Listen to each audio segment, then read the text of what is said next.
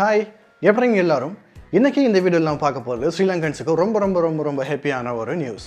அதாவது இப்போ நம்ம எல்லாருக்குமே தெரியும், ஸ்ரீலங்கா பொறுத்த வரைக்கும் கிரிப்டோ கரன்சியை காசு கொடுத்து வாங்கவோ இல்லை விற்கவோ இயலாது. டிரெக்டாக உங்களோட டெபிட் கார்டையோ கிரெடிட் கார்டையோ இல்லை பேங்க்கையோ யூஸ் பண்ணி.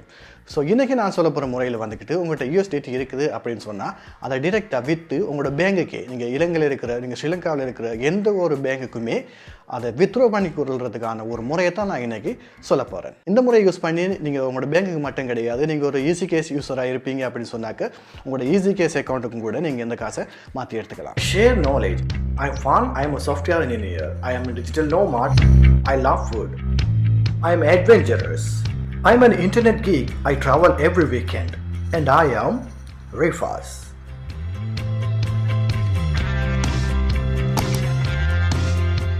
இதுக்கு நம்ம யூஸ் பண்ண போகிற சைட் வந்துக்கிட்டு cryptexchange.com அப்படிங்கிற சைட். இப்போ இங்கே வந்து பார்த்தீங்கன்னு சொன்னால் உங்களோட USDT வந்துக்கிட்டு எவ்வளோத்துக்கு நீங்கள் விற்கலாம் அப்படின்னு சொல்லி இங்கே காட்டும். அதாவது பை ரேட், இங்கே இருக்கிற பை அண்ட் செல் வந்துக்கிட்டு கம்பெனி உங்களுக்கு விற்கிற வாங்குகிற விலைகள். ஸோ இங்கே பை அண்ட் இருக்குன்னு சொன்னால் கம்பெனி உங்ககிட்ட இருந்து எவ்வளோத்துக்கு வாங்க போகுது அப்படின்னு சொல்லி அர்த்தம். ஆனால் இங்கே இருக்கிறது I want to, அதாவது நீங்கள் உங்களோட பார்வையிலேருந்து செய்ய போகிறீங்க. இப்போ I want to, அதாவது நீங்கள் பை பண்ண போகிறீங்களா செல் பண்ண போகிறீங்களா கம்பெனிக்கிட்ட இருந்து அப்படின்னு சொல்லி இருக்கிற ஆப்ஷன். ஸோ இப்போ நீங்கள் வந்துக்கிட்டு USDT விற்க போகிறீங்க அப்படின்னு சொன்னால் நீங்கள் சூஸ் பண்ண வேண்டியது I want to sell. அடுத்தது இப்போ USDT என்றதால நெக்ஸ்ட் ஸ்டெப்பில் USDT சூஸ் பண்ணிக்கோங்க. பண்ணிவிட்டு இப்போ நெக்ஸ்ட்டை கொடுத்தீங்கன்னு சொன்னால் இங்கே வந்துக்கிட்டு உங்களுக்கு எத்தனை USDT இருக்குதோ அத்தனை நீங்கள் கொடுக்கணும். இப்போ உங்கள்கிட்ட 100 USDT தான் இருக்குது அப்படின்னு சொன்னால் இங்கே 100 கொடுத்தீங்கன்னு சொன்னால் அதுக்கு எவ்வளவு ஸ்ரீலங்கன் ருப்பீஸில் வரும் அப்படின்னு சொல்லி இங்கே காட்டும். இப்போ அதை கொடுத்துட்டு நெக்ஸ்ட்டை கொடுத்தீங்கன்னு சொன்னால் இப்போ பைனான்ஸ்குள்ளால் பே பண்ண போகிறீங்க. அதாவது உங்களோட USDT பைனான்ஸில் இருக்குன்னு சொன்னால் பைனான்ஸை சூஸ் பண்ணணும். பைனான்ஸில் இல்லாமலுக்கு வேறு ஏதாவது வாலெட்டில் இருக்குது. இப்போது ட்ரோன்லிங்க் ப்ரோ, ட்ரஸ்ட் வாலெட், அந்த மாதிரி வேறு ஏதாவது வாலெட்டில் இருக்குது அப்படின்னு சொன்னாக்க நீங்கள் அதை வாலெட்ஸை சூஸ் பண்ணணும். இப்போ நான் பைனான்ஸை சூஸ் பண்ணிக்கிறேன் சொன்னால் பைனான்ஸ் வந்துக்கிட்டு ஈஸி, நிறைய பேர் யூஸ் பண்ணுறது. பே ஐடியை கொடுத்து நீங்கள் பைனான்ஸில் வந்துக்கிட்டு காசு USDT அனுப்பினாலும் எடுத்தாலோ உங்களுக்கு எந்த ஃபீஸும் இருக்காது. இப்போ பைனான்ஸை சூஸ் பண்ணிவிட்டு இப்போ இங்கே வரும் I will send from, அதாவது நீங்கள் எதில் இருந்தால் அனுப்ப போகிறீங்க உங்களோட பைனான்ஸ் பே ஐடியை நீங்கள் அங்கே கொடுக்கணும். பைனான்ஸ் பே ஐடி எங்கே எடுக்கிறது, அதாவது நீங்கள் எந்த பைனான்ஸில் இருந்து அனுப்ப போகிறீங்களோ அந்த அக்கௌண்ட்டோட பே ஐடியை நீங்கள் அங்கே கொடுக்கணும். பைனான்ஸ் பே ஐடியை எப்படி எடுக்கிறேன்னு சொல்லி இங்கே கீழுக்கு தந்திருக்கிறாங்க அந்த ஸ்டெப்ஸை. அதுவும் உங்களுக்கு புரியலை அப்படின்னு சொன்னாக்க கொஞ்சம் ஸ்க்ரோல் டவுன் பண்ணிங்கன்னு சொன்னால் இங்கே கீழுக்கு அந்த வீடியோவே இருக்குது, எப்படி பைனான்ஸ் பே ஐடி எடுத்துக்கிறது அப்படின்னு சொல்லிட்டு அந்த வீடியோ. ஸோ அந்த வீடியோ ப்ளே பண்ணி பார்த்தீங்கன்னு சொன்னால் எப்படி பைனான்ஸ் பே ஐடி எடுக்கிற இல்லை க்ரியேட் பண்ணுறேன்னு சொல்லி இருக்கும்.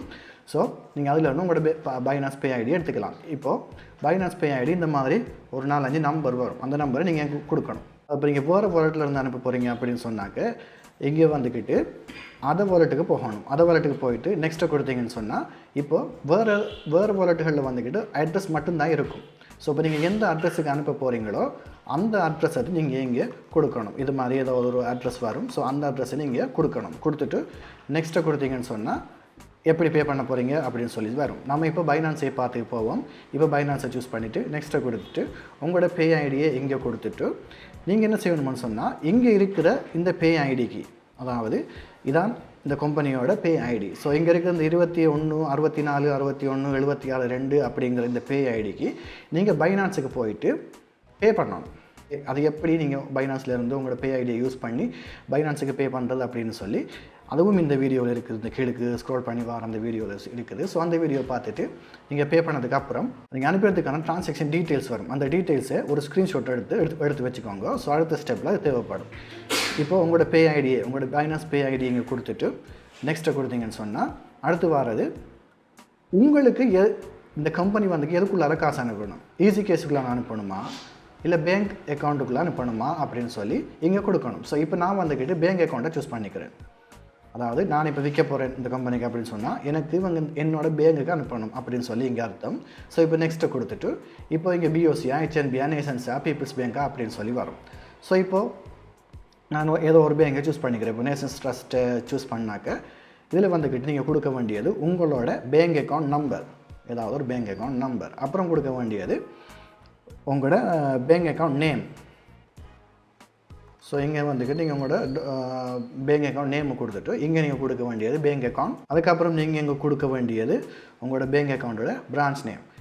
இப்போ இது மூன்றும் சரின்னு சொல்லி டபுள் செக் பண்ணிவிட்டு நெக்ஸ்ட்டை கொடுத்தீங்கன்னு சொன்னால் உங்களுக்கு வாரது இதுவரை நீங்கள் பண்ண ஆர்டரோட சம்மரி. அதாவது நீங்கள் கம்பெனிக்கு செல் பண்ண போகிறீங்க, 100 USDT பண்ண போகிறீங்க, செல் பண்ண போகிறீங்க. நீங்கள் அப்படி கம்பெனிக்கு விற்கிறப்போ உங்களோட பேங்குக்கு 24,300 வரும். நீங்கள் இந்த கம்பெனியோட பைனான்ஸ் வாலெட்டுக்கு அனுப்ப போகிறீங்க. உங்களோட பைனான்ஸ் ஐடி, உங்களோட பைனான்ஸ் பே ஐடி இந்த இருக்கிறது. இப்போ நீங்கள் காசை இந்த கம்பெனிலேருந்து உங்களோட NTB பேங்குக்கு அனுப்ப சொல்கிறீங்க. இந்த அக்கௌண்ட் நம்பருக்கு, இந்த பேருக்கு, கொழும்பு அப்படிங்கிற இந்த பிரான்ச்சில் இருக்கிற உங்களுடைய அக்கௌண்ட்டுக்கு இந்த கம்பெனிலேருந்து காசை நீங்கள் அனுப்ப சொல்கிறீங்க.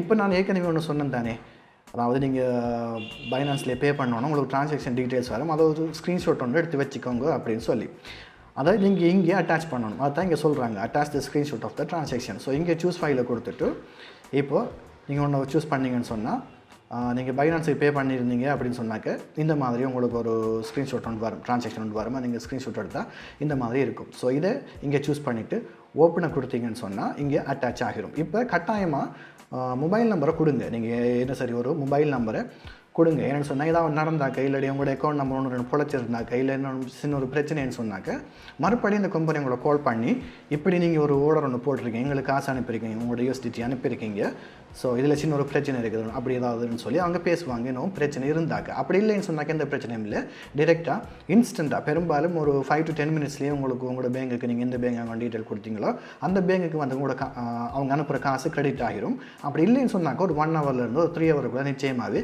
கிரெடிட் ஆகிரும். இப்போ எல்லாம் ஓகே அப்படின்னு சொன்னாக்க நீங்கள் கொடுக்க வேண்டியது சப்மிட். இப்போ சப்மிட்டை கொடுத்தீங்கன்னு சொன்னால் இந்த நீங்கள் பண்ணின ஆர்டரோட டீட்டெயில் இருக்குது. இப்போ இதை ஞாபகம் வச்சுக்கோங்க. இப்போ இங்கே பாருங்கள், ரெக்வஸ்ட் ஐடி வந்துக்கிட்டு இன்னும் இருக்குது. இதை எங்கே சொல்லி நோட் பண்ணி வச்சுக்கோங்க. ஸோ இன்னும் பிரச்சனைன்னு சொன்னாக்கா நீங்கள் இதை அவங்க கால் பண்ண நேரத்துக்கு இந்த ஐடியை நீங்கள் சொல்லலாம், இல்லை அவங்க உங்களை கால் பண்ணி இந்த ஐடியை சொல்லி உங்களை டீட்டெயில் கேட்கலாம். ஸோ இந்த டீட்டெயிலில் உங்களுக்கு ஸ்க்ரீன்ஷாட் எடுக்கிறது கஷ்டம் அப்படின்னு சொன்னால் மொபைல்லையும் சரி டெஸ்க்டாப்லையும் சரி இந்த டவுன்லோட் அப்படிங்கிற இந்த க்ரீன் பட்டனை ப்ரெஸ் பண்ணிங்கன்னு சொன்னாக்க ஆட்டோமேட்டிக்காக டீட்டெயில் வந்து டவுன்லோட் ஆகிரும் ஒரு இமேஜாக. ஸோ இப்போ நீங்கள் அதை ஓப்பன் பண்ணி பார்த்தீங்கன்னு சொன்னால் இந்த மாதிரி ஒரு இமேஜாக உங்களுக்கு அது வந்து கிடைக்கும். ஸோ இப்போ எல்லாம் பண்ணிட்டீங்க. இப்போ நீங்கள் வெயிட் பண்ணுங்கள். இப்போ நீங்கள் வெயிட் பண்ணணும் ஒரு 1 ஹவர்லையோ 2 ஹவர்லையோ 3 ஹவர்ஸ்லையோ டைம் உங்களுக்கு இதுக்குரிய நீங்கள் கொடுத்த அக்கௌண்ட்டுக்கு கம்பெனிக்கு அனுப்பி USDT-க்குரிய TRC20க்குரிய காசு வந்து சேரும். இப்போது நீங்கள் ஹோமுக்கு போனீங்கன்னு சொன்னால் இங்கே பாருங்கள், இங்கே செக் ஸ்டேட்டஸ் அப்படின்னு சொல்லி ஒன்று இருக்குது. இதில் நீங்கள் என்ன கொடுக்கலாம்னு சொன்னால் செக் ஸ்டேட்டஸை கிளிக் பண்ணிங்கன்னு சொன்னால் முன்னால் நீங்கள் பார்த்தீங்க ட்ரான்சாக்ஷன் ஐடி அதை இங்கே கொடுத்தீங்கன்னு சொன்னால் சரி, இங்கே கொடுத்துட்டு செக் பண்ணிங்க அப்படின்னு சொன்னாக்க அந்த டீட்டெயில் இந்த வருது, இன்னும் பெண்டிங்லேயே இருக்குது. கம்பெனி வந்துக்கிட்டு உங்களுக்கு பே பண்ணிவிட்டு அந்த ஸ்க்ரீன்ஷாட்டை அட்டாச் பண்ணி அப்ரூவ் பண்ணாங்க அப்படின்னு சொன்னால் இந்த ஸ்டேட்டஸ் வந்துக்கிட்டு அப்ரூவ்டு அப்படின்னு சொல்லி மாறும். கிட்டத்தட்ட இந்த மாதிரி வரும். ஸோ அவ்வளோதான். இது ஒன்றும் அவ்வளோ பெரிய கஷ்டமான விஷயம் கிடையாது. அடுத்தடுத்த ஸ்டெப்பை சிம்பிளாக ஃபாலோ பண்ணிட்டு போகிறது தான். ஸோ இது ஒரு செமி ஆட்டோமேட்டிக் மெத்தட்.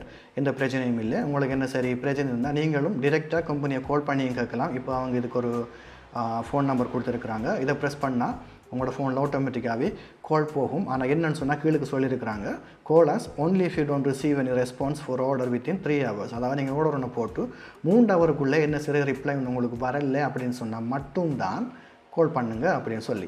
இப்போ எல்லாத்துக்குமே கால் பண்ணிகிட்டு இருக்க வேண்டிய அவசியம் ஒன்றும் இல்லை தானே. ஒரு கம்பெனிக்கு எல்லாம் சரியான்னு சொன்னால் ஒரு ட்ரஸ்டபிள் கம்பெனின்னு சொன்னால் நீங்கள் வெயிட் பண்ணால் உங்களுக்கு டைமுக்கு வந்து சேரும். போட்ட ஒன்று வாரத்துக்கு இப்போ இது வந்துக்கிட்டு ஒரு மீன் வியாபாரமோ இல்லை வடை சுட்டு விற்கிற வியாபாரமோ கிடையாதானே.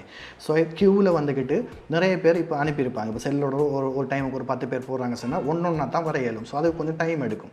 ஸோ அந்த டைம் போக உங்களோட க்யூ நேரம் வர நேரத்துக்கு அது ஆட்டோமேட்டிக்காக வந்துடும். ஸோ அது வரைக்கும் வெயிட் பண்ணி பார்த்துட்டு அப்படி உங்களுக்கு ஏதாவது நடக்கலைன்னு சொன்னால் மட்டும் இந்த நம்பருக்கு கால் பண்ணி நீங்கள் கேட்டுக்கலாம். என்ன சார் டவுட் இருந்தால் மறக்காமலே கமெண்ட் செக்ஷனில் கேளுங்க. எனக்கு முடிஞ்ச நேரத்துக்கு நான் அதுக்கு ரிப்ளை பண்ணுறதுக்கு ட்ரை பண்ணுவேன். அடுத்த வீடியோவில் சந்திக்கலாம். அது வரைக்கும் பாய்.